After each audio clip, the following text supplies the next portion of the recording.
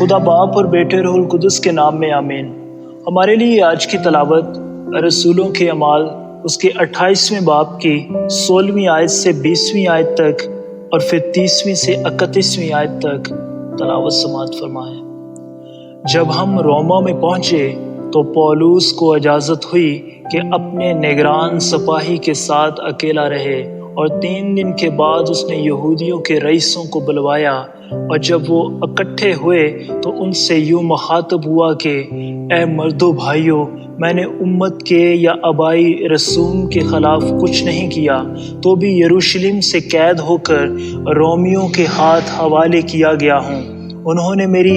تحقیقات کر کے مجھے چھوڑ دینا چاہا، کیونکہ میرے قتل کا کوئی سبب نہ تھا، مگر جب یہودیوں نے مخالفت کی، میں نے مجبور ہو کر قیصر کے ہاں اپیل کی، مگر اس واسطے نہیں کہ اپنی قوم پر مجھے کچھ الزام لگانا تھا، بس اس لیے میں نے تمہیں بلایا